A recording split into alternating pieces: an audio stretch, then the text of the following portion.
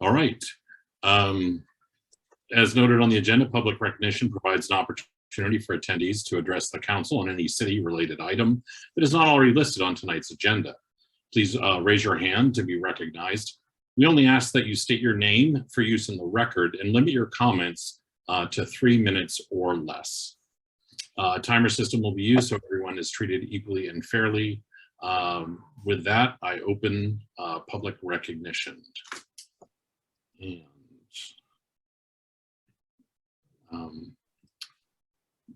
AIT, you've done something. I guess it's fine. I guess is that supposed to be showing the timer? All right. We're going to recognize Joe Walter. It'll show the timer once somebody starts talking. Okay. Hi. Hi. Hi. Joe Walter here, and I'm back to talk about the Martin Luther King Jr. block. I think there are other voices who you've heard talk about the toilet and trash problem on that block. I've spoken to some of you about toilets, but it seems that the conversations just go right to the obstacles. We know what the obstacles are, but still we have a responsibility to the health and safety of not just the people who are living behind Sally's, but to people passing through that neighborhood. There's health and safety issues for the entire community that needs to be addressed. And it is our responsibility to overcome the obstacles. The last time I spoke to the mayor about it, I went away saying that I personally was going to go and research how these obstacles have been overcome in other communities, wishing to be helpful, but I spoke too soon. It's just one project too many for me as a community volunteer. COVID closed my business, and what I'm doing to pay my mortgage now is a lot more time consuming than my previous work. There's my elderly mom and my disabled daughter who need my time. And it strikes me that it should not be the responsibility of already time-challenged community volunteers to come up with answers to problems that need a solution found in our community. We started and we're in the middle of organizing a solution-focused meeting with stakeholders.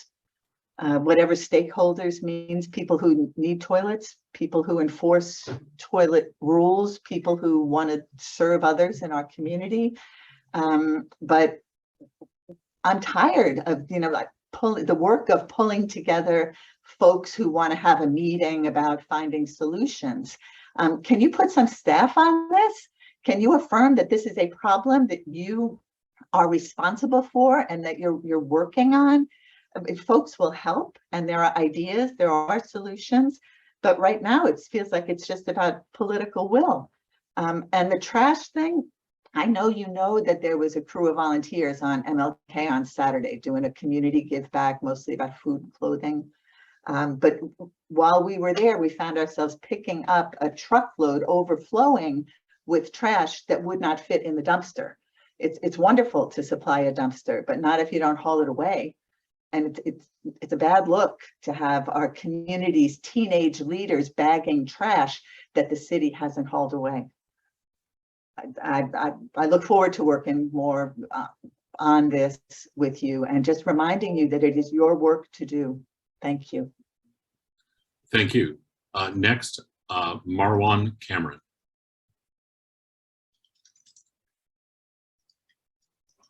Good evening, Council. Good evening, Mayor. I also would like to talk about MLK. As Joe shared, we were down there on Saturday cleaning up around the dumpster. Apparently Waste Management will dump the dumpster, but will not dump the garbage that is around the dumpster. And as she said, it was a truckload of garbage. So it'd be nice to know when that trash is dumped and can it be emptied more frequently.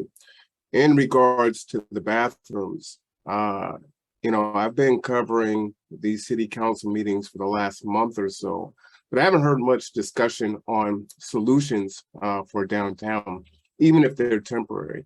looking at the cost of 1 or 2 porta potties, and an extra cleaning might run anywhere between $14,000 and $22,000 for a year.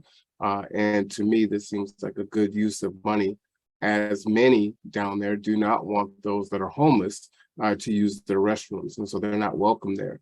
Today, there was a gentleman who was incontinent and had to sit in his own feces and wait for an ambulance to come, which took a long time for that to happen.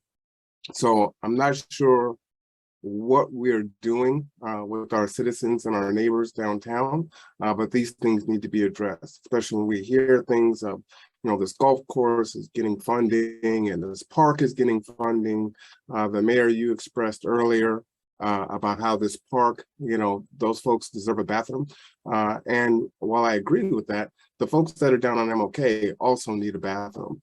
So this doesn't seem like a heavy lift.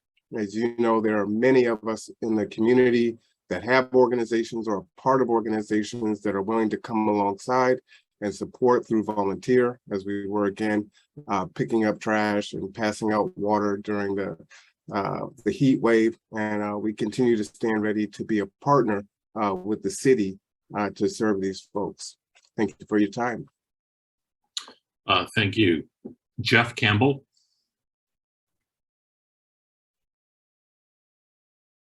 Hi, thanks. Yeah, unfortunately, that trash can that they were talking about has now been taken away completely again. And I just wanted to add to that it was the community of my unhoused neighbors down there that have spent weeks organizing to pick up the trash, because they think, the people say we don't pick up our trash, and so they've all been pitching in everything they can to pick up the trash there. And then they they pile it up and nobody else. So anyway, just thank you for the community members for hauling away that garbage. But I agree with the first caller that it's the city's responsibility, and it's something we can do, and providing toilets and trash is a basic community service, I think. Maybe you can just have the Parks Department extend their area to include that area. I don't know, but thank you. Thank you. Next is Jordan. If you could state your name for the record.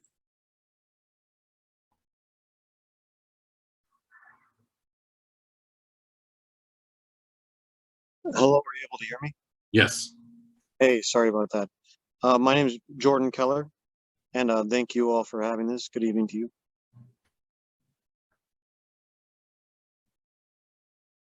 You can still hear me?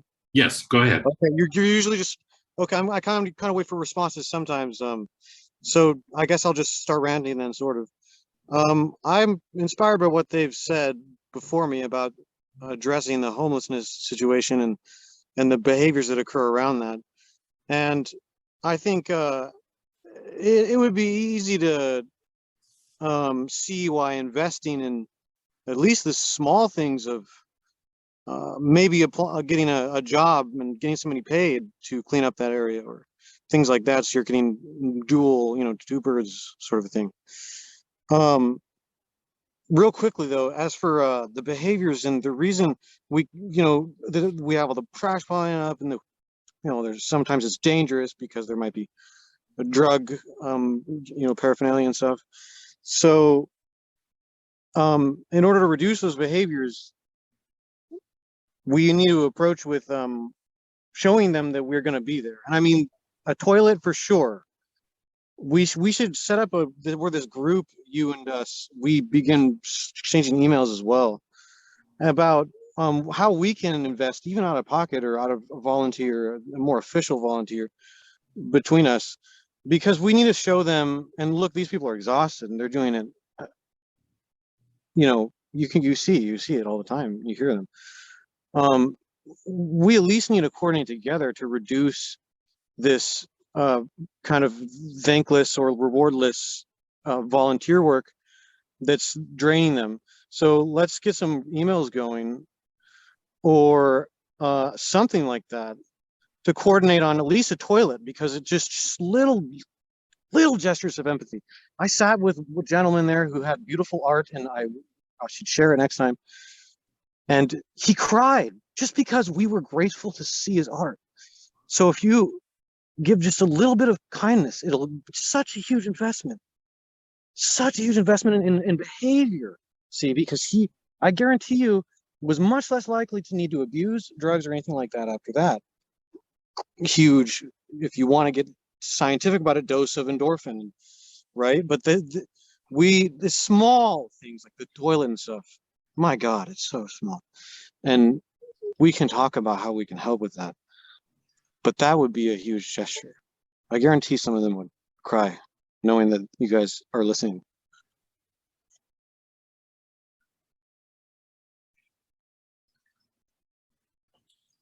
Okay, thank you, Jordan.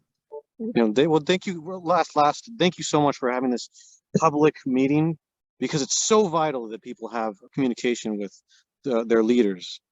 So thank you. Thank you. All right. I'm not seeing anyone else for public recognition. So with that, I am going to close public, I see you, Mayor. I'm going to close public recognition. And actually, a lot of what we just heard, Mayor Wheeler and I spoke about just yesterday. And there are, I will say it's not as quite as simple, and there are some issues, and we've got to figure out a way to navigate those. And with that, I will turn it over to Mayor Wheeler. Thank you, Council President. And I thought it was important for anybody in the viewing audience to know that the city of Bremerton has dedicated 2 full-time FTEs to patrol the entire downtown area twice a day to pick up all trash in public areas and to notify trash that is in private property that it's a violation of our codes and they've got to clean it up. And so, you know, we're on it together. We have dedicated that Monday through Friday. And so I thought it was important to at least share that. The council, I'll be coming to you again to secure some funding for the Stand By Me program to support security at the Salvation Army.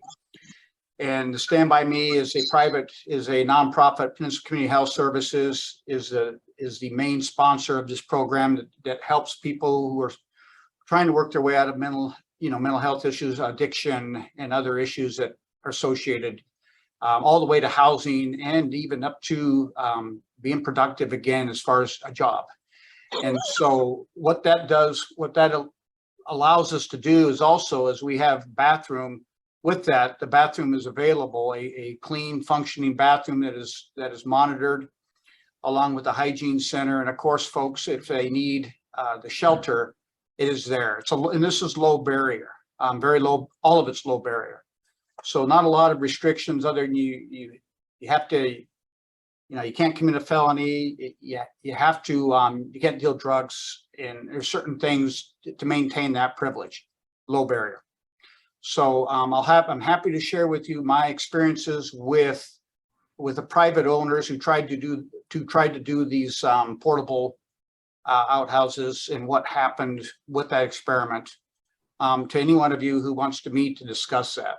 And so we will keep working though to ensure that we have a low barrier access to bathrooms. And of course the parks, when we talk about parks, and finally getting one, a decent one at Lulu Haddon, that just means that they're now out there with Kiwanis Park, Evergreen Park, Blueberry Park, and other parks in our area.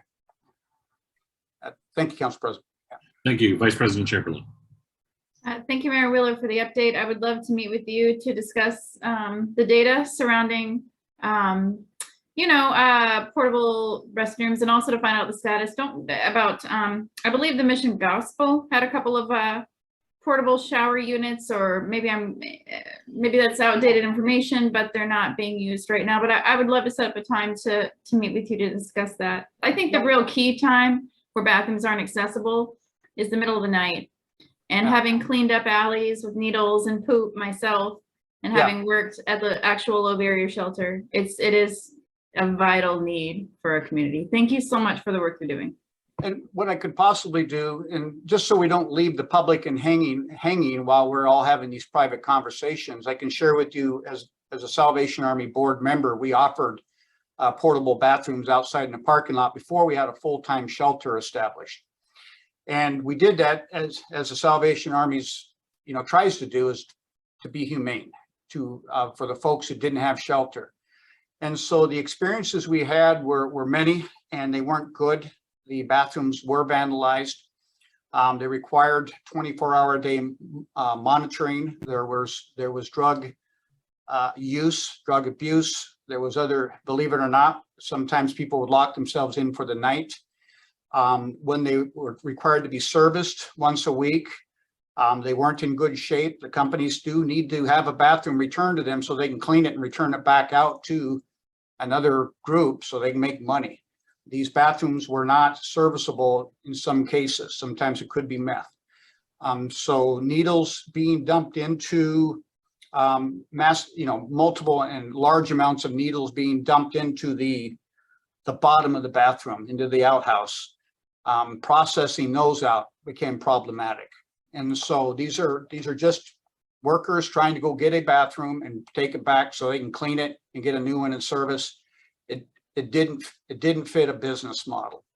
So what you're proposing now is, and then again, we're proposing that somehow this would have to be either a private or a government-led operation to monitor a 24/7, monitor behaviors, monitor the whole thing in an area that I'm not sure. So all of these things, what I'm trying to say is fortunately, we have a 24-hour-a-day, 7-day-a-week low barrier shelter with minimum requirements to maintain access. Requirements that I believe we would probably have the same standard for. You wouldn't be able to use our bathrooms, government bathrooms, for drugs, criminal activity. You couldn't vandalize them, and it would be the same standards we would require as a city government.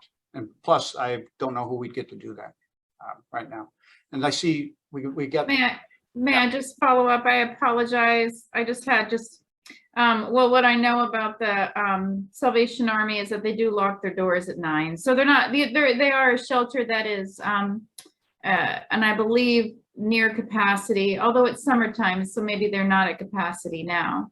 They're not at capacity. So, they're not at capacity now? Okay. No, they're not. And so it is a 24/7.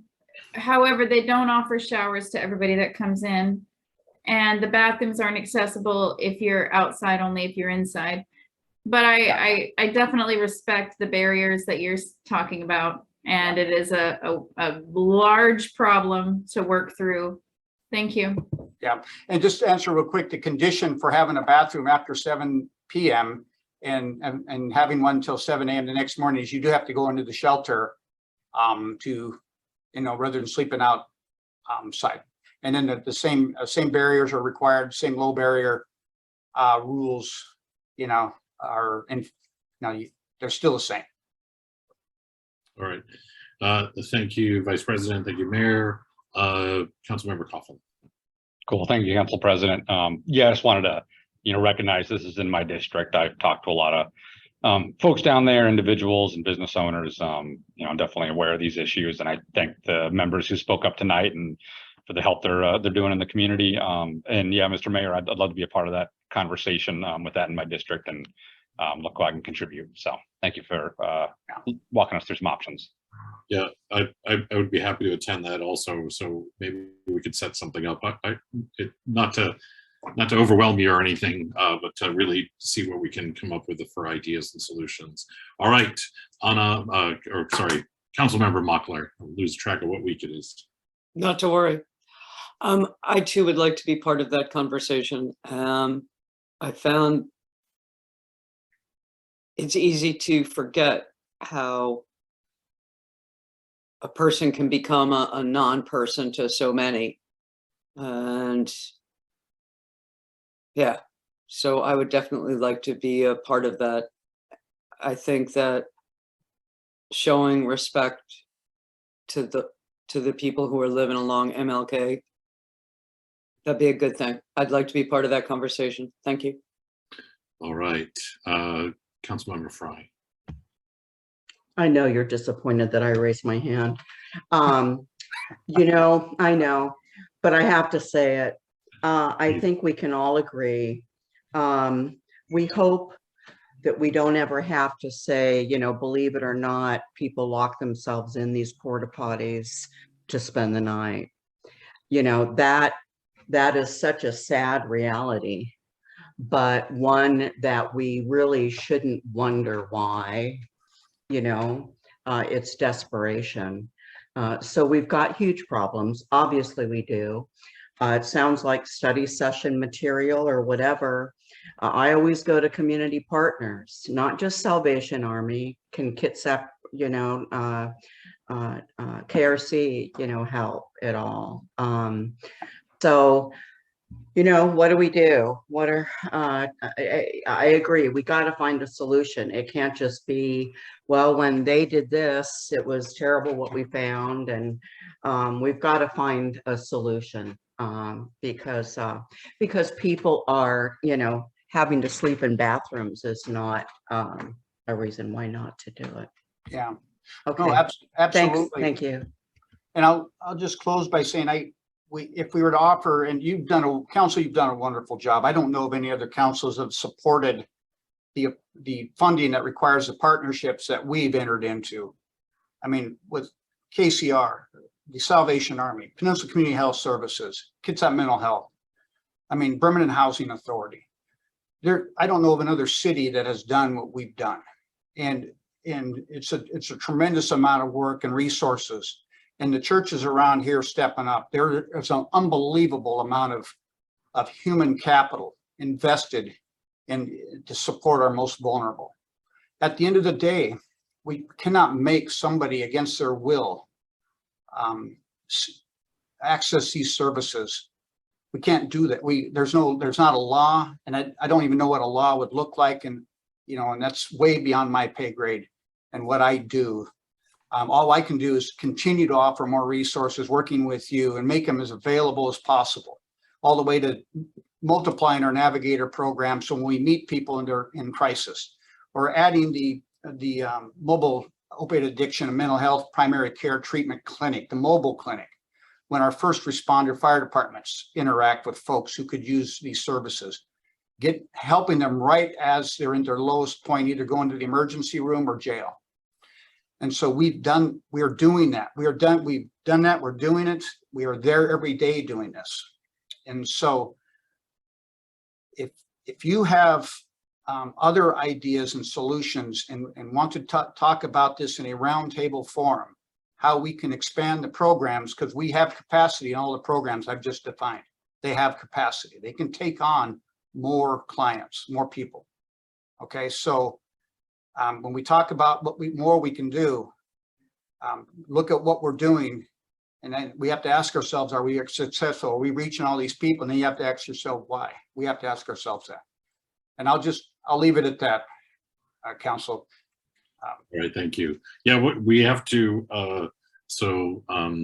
obviously there's interest. I don't think there's a single person on council who doesn't want us to come up with a solution, but it has to be a workable solution. Maybe Vice President Chamberlain and I can have a little conversation, because we run the risk now of quorum, and should this go to public safety, or should this be a separate, some time on upcoming? So we'll have to figure that out and figure out how it fits. Again, our role is to fund things or to make legislation. And so this might be just some creative brainstorming with the mayor to see if we have some ideas that could help with some of the obstacles of providing some of this. And I have some in my head already. So with that being said, we are going to move on to general business.